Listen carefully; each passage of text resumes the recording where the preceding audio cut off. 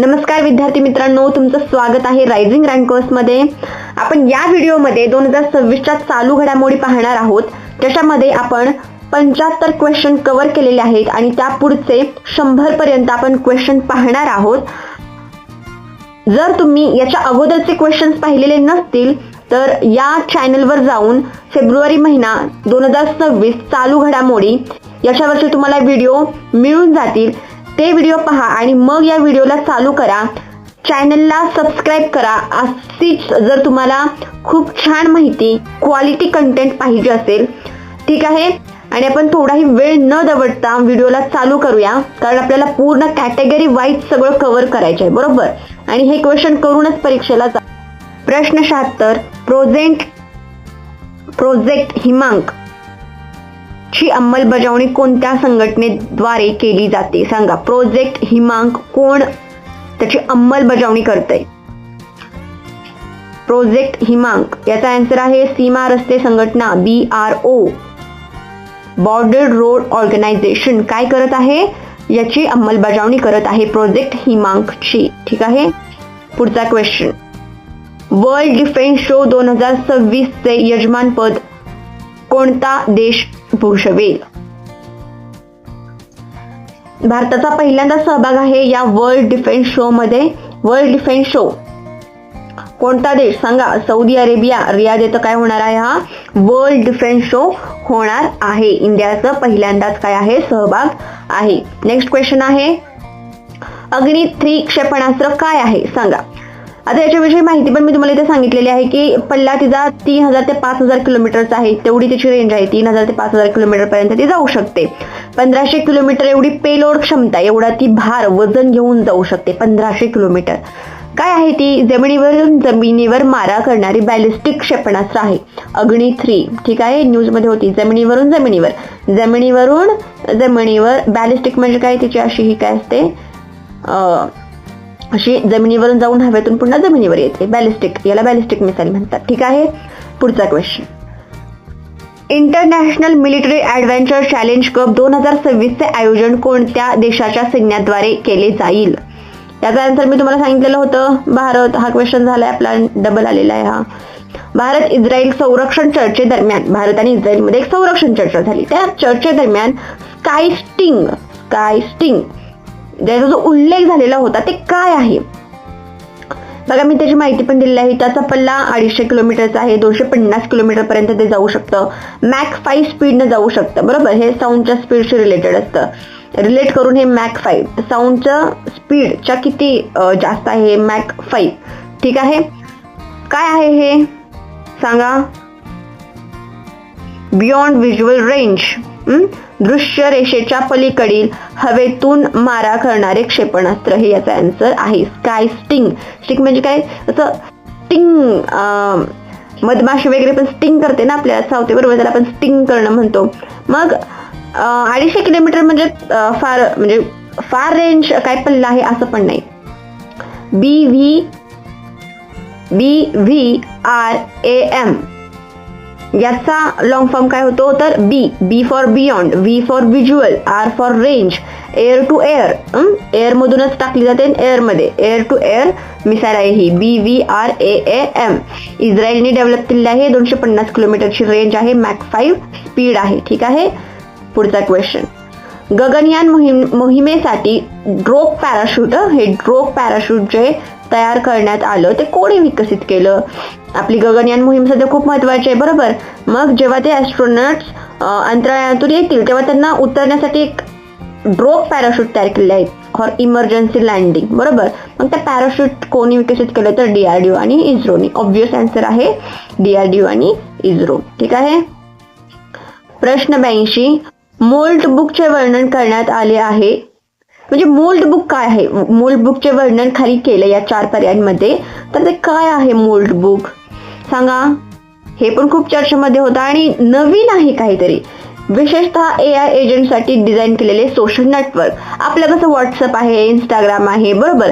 तसंच AI agents जे आहेत, AI एजंट्स त्यांचं सोशल मीडिया आहे, सोशल मीडिया नेटवर्क, त्याचं नाव आहे मोल्ड बुक, ठीक आहे. लक्षात ठेवा हे. हेवन 1 काय आहे? वास्ट स्पेस कंपनीचं आहे हे हेवन 1. सांगा.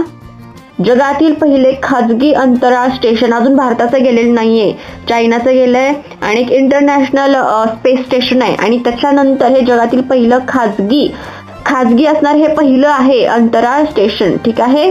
हेवन स्वर्ग दिसतोय त्यांना अंतराळामध्ये, बरोबर. म्हणून हे खाजगी प्रायव्हेट लोक जात आहेत. खाजगी म्हणजे काय, प्रायव्हेट, बरोबर.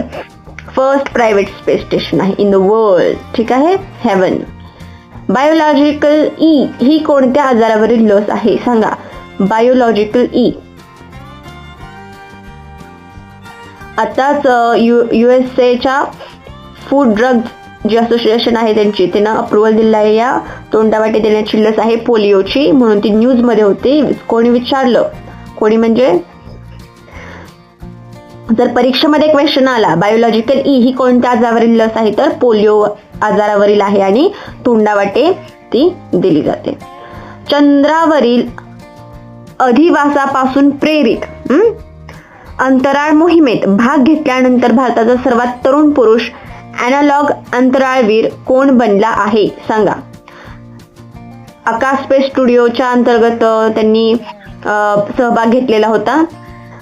याचा अर्थ काय होतं रे की असं चंद्रावर जसं वातावरण असतं तसंच वातावरण क्रिएट केलं जातं, तयार केलं जातं आणि त्या अंतराळ मोहिमेत भाग घेतलेला भारताचा सर्वात तरुण पुरुष कोण असे विचारलेलं आहे. आन्सर आहे आदित्य पांड्या. ठीक आहे. हे 17 वर्षाचे आहेत आणि त्यांनी या मोहिमेमध्ये भाग घेतलेला होता. सर्वात तरुण पुरुष ठरलेले आहेत. ठीक आहे. नेक्स्ट क्वेश्चन बघूया. शालिमार गव्हाच्या प्रजाती कोणत्या प्रमुख रोगाला प्रतिकार करण्यात सक्षम आहेत? जम्मू आणि काश्मीर मध्ये जी युनिव्हर्सिटी आहे तिनं शालिमार ही जी प्रजाती आहे त्यांनी डेव्हलप केलेली होती. आता ती न्यूज मध्ये होती आणि ती कोणत्या रोगाला प्रतिकार करण्यासाठी सक्षम आहे तर येल्लो रस्ट. ठीक आहे. लक्षात ठेवा. नवीन विकसित केलेली जम्मू आणि काश्मीर युनिव्हर्सिटीने कोणती आहे? शालिमार, बरोबर. जम्मू आणि काश्मीर येथील ते युनिव्हर्सिटी आहे आणि येल्लो रस्ट काय आहे डिसीज साठी त्यांनी डेव्हलप केलेली आहे. ब्लू टर्मेरिक म्हणून जी टर्मरिक ओळखली जाते तिचं नाव काय आहे? ब्लू टर्मेरिक म्हणजे काय? निळी हळद. सांगा. निळी हळद. आता हळद तर पिवळी असते, निळी कुठून आली? हे एक वेगळी आहे. जखम भरणारी, रोगप्रतिकारक शक्ती वाढवणारी ह्या ज्या मुख्य प्रॉपर्टीज आहेत त्या या निळ्या हळदीच्या आहेत. सांगा. क्युरक्युमा कॅसिया हे तिचं सायंटिफिक नेम आहे. काय आहे? क्युरक्युमा कॅसिया. हिलिंग आणि इम्युनिटी बुस्टिंग प्रॉपर्टीज आहेत निळ्या हळदीच्या. Blue turmeric. Global big cat summit 2026 चे यजमानपद कोणता देश भूषवेल? सांगा. ABCD अ ब क ड. आन्सर आहे इंडिया, बरोबर. 2026 जे बिग कॅट समिट आहे आपण याची पहल केली होती, बरोबर. 2023 ला आपण बिग कॅट जे आहेत त्यांच्यासाठी काय केलेलं होतं? त्यांच्या संरक्षणासाठी आपण काय केलं होतं? याचं आयोजन केलेलं होतं बिग कॅट समिट. किती बिग कॅट आहेत रे? सांगा. माहित आहेत का? त्यांचं नाव कमेंट मध्ये टाईप करा. 7 बिग कॅट आहेत. त्यातले 5 भारतामध्ये आढळतात, 2 आढळत नाहीत, ते पण सांगा. उदंती सीता नदी व्याघ्र प्रकल्प जिथे हॉर्नबिल रेस्टॉरंट स्थापन करण्यात आले आहे ते कुठे स्थित आहे? सांगा. उदंती सीता नदी व्याघ्र प्रकल्प. इथं एक हॉर्नबिल रेस्टॉरंट म्हणजे काय? इथं हॉर्नबिलसाठी तिथं जेवण वगैरे किंवा त्यांचं जे फूड आहे ते ठेवलं जातं आणि हॉर्नबिल रेस्टॉरंट असं नाव दिलंय म्हणून त्याला. ते हॉर्नबिलसाठी आहे, हॉर्नबिलच्या संरक्षणासाठी आहे, बरोबर. मग कुठं स्थापन केलेलं आहे हे उदंती सीता नदी? एक तर तुम्हाला हे माहिती पाहिजे की उदंती सीता नदी टायगर रिझर्व कुठं आहे. जर ते माहिती असेल तर हे तुम्हाला कळणारच. छत्तीसगड येथे आहे ना उदंती सीता नदी. घ्या पुढचा क्वेश्चन. वनजीवी दीदी उपक्रम कोणत्या व्याघ्र प्रकल्पातून सुरू करण्यात आला आहे? सांगा. वनजीवी दीदी. आता हा कशासाठी आहे वनजीवी दीदी? जर ज्या शिकलेल्या स्त्रिया आहेत, ज्या दीदी आहेत त्यांना अजून माहिती द्यायची आणि काय करायचं? वनांचं वगैरे असं रक्षण करण्यासाठी, पर्यावरणाचं रक्षण करण्यासाठी काय करायचं, त्यांचा पण हातभार लागला पाहिजे, बरोबर. मग वनजीवी दिदी उपक्रम कोणत्या व्याघ्र प्रकल्पातून सुरू करण्यात आलेला आहे सांगा. पलामू व्याघ्र प्रकल्प झारखंड इथून हा काय केलेला आहे, वनजीवी दिदी पळाली. कुठे, वाघ बघून, आता पण तुम्ही लक्षात ठेवू शकता. दिदी पलामू पळाली वाघ बघून, झारखंड पलामू व्याघ्र प्रकल्प लक्षात ठेवा. बोध आरोग्य AI साठी ओपन डेटा प्लॅटफॉर्म कोणी विकसित केले सांगा. बोध ओपन डेटा प्लॅटफॉर्म आहे हेल्थ AI साठी. कोणी, IIT कानपूर आणि राष्ट्रीय आरोग्य प्राधिकरण यांनी काय केलेलं आहे, IIT कानपूर आणि राष्ट्रीय आरोग्य प्राधिकरण यांनी बोध AI, जे आपलं AI समिट झालेलं होतं ना, तिथे त्याचं अनावरण केलेलं होतं 2026 मध्ये जे झालेलं होतं ना, तिथंच बोध AI सुद्धा काय केलेलं होतं. भारत जैन कुणी स्थापन केलं, भारत जैन कुणी डेव्हलप केलं होतं, IIT मुंबई यांनी. आणि बोध कुणी केलेलं आहे, IIT कानपूर. कानातून बोध देतो ना आपण, बरोबर, कानातून सांगतो, काय काय काय सांगायचे ते कानातून बोध देतो आपण. आणि राष्ट्रीय आरोग्य, जर हेल्थचे आहे तर राष्ट्रीय आरोग्य प्राधिकरण असणार. ठीक आहे. व्हॉइस एराचे अनावरण कोणत्या मंत्रालयाद्वारे करण्यात आले. भाषिणी. व्हॉइस म्हणजे आता भाषाशी रिलेटेड तर आहेच, बरोबर.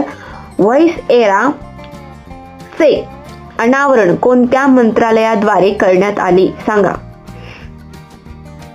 इलेक्ट्रॉनिक्स आणि माहिती. आता हे जे मुळात समिती आहे तेच या मंत्रालयाद्वारे आयोजित करण्यात आलेलं होतं. पण हे लक्षात ठेवा की व्हॉइस एरा याचं अनावरण कोणी केलेलं आहे, इलेक्ट्रॉनिक्स आणि माहिती तंत्रज्ञान मंत्रालय यांनी केलेलं आहे.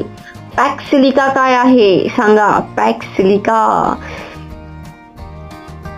ट्रम्प यांनी अनाऊन्स केलं होतं, बरोबर. AI आणि पुरवठा साखळीवरील सुरक्षेवर अमेरिकेच्या नेतृत्वाखालीचा हा काय आहे, उपक्रम आहे. की म्हणजे आता AI मध्ये एवढं जग काय झालंय, कॉम्पिटिटिव्ह झालेलं आहे की त्याच्यासाठी जे जे सामान लागतं, साहित्य लागतं बेसिक, त्याच्या पुरवठ्याची जी साखळी आहे ना, त्याच्यावर काही देशांचा इतका दबदबा आहे की काही देशांना ते सामान भेटत सुद्धा नाही. मग याच्यावर सामंजस्याने काहीतरी केलं पाहिजे ना, म्हणून ट्रम्प यांनी ही पॅक्सिलिका लॉन्च केलेलं आहे की AI आणि पुरवठा साखळी सुरक्षेवरील अमेरिकेच्या नेतृत्वाखाली हा उपक्रम, हे पॅक्सिलिका आहे थोडक्यात, लक्षात असू द्या. ठीक आहे. Next question. फेब्रुवारी 2026 मध्ये ULPIN जमिनीचा आधार कार्ड क्रमांक लागू करणारे ठिकाण कोणते सांगा. 14 क्रमांक आहे जो काय केलेला आहे, जमिनीला सुद्धा दिलेला आहे. ULPIN असं त्याला म्हटलं जातं. आधार फॉर लँड हे कोणत्या ठिकाणी लागू केलेलं आहे तर हे दिल्लीत लागू केले. प्रत्येक जमिनीला, माणसांना तर आधार दिलायच, पण जमिनीला सुद्धा आधार कार्ड क्रमांक दिलाय. कुणी, दिल्लीनं दिला. दिल्ली. सक्षम मिशन नावाचा उपक्रम पुढीलपैकी कोणी चालू केला सांगा. सक्षम मिशन कोणी चालू केलं. एक सक्षम मिशन सुद्धा आहे, उपक्रम आहे, आणि एक सक्षम मिशन आहे. सक्षम आहे ते कोणी चालू केलं आहे तर RBI चालू केलेलं आहे. कोणी, RBI. सक्षम मिशन नावाचा उपक्रम कोणी चालू केलाय, RBI. लक्षात ठेवा, सक्षम RBI. जर पैसे असेल तर आपण सक्षम असतो, बरोबर, असं लक्षात ठेवा.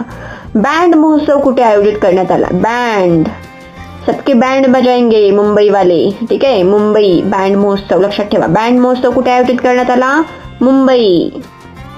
ठीक आहे. पेंच व्याघ्र प्रकल्पातून आणलेल्या STR-06 या वाघिणीला कोणत्या अभयारण्यात सोडण्यात आले आणि तिचे नाव काय ठेवण्यात आले. ठीक आहे. पेंच व्याघ्र प्रकल्प मध्य प्रदेश. ओके, तिथून STR-06 ही वाघीण होती, तिला महाराष्ट्रातील एका अभयारण्यात सोडण्यात आलं आणि त्या अभयारण्यात तिला एक नाव देण्यात आलं. ते काय आहे. आता इथं ऑप्शन मध्ये कोयना अभयारण्य तर सेम आहे. आता तिचं नाव जर तुम्हाला माहिती नसेल तर तुम्हाला पर्याय उत्तरापर्यंत पोहोचता येणार नाही. सांगा, नाव काय आहे. कोयना अभयारण्य सेम आहे, नाव आहे हिरकणी. एक वाघीण आहे, तिला हिरकणी नाव दिलंय. हिरकणी जशी कडा चढून गेली तशी ही मध्य प्रदेश ओलांडून महाराष्ट्रात आली. हिरकणी. ठीक आहे. परदेशी पर्यटकांचे भारतातील सर्वात पसंतीचे राज्य सांगा.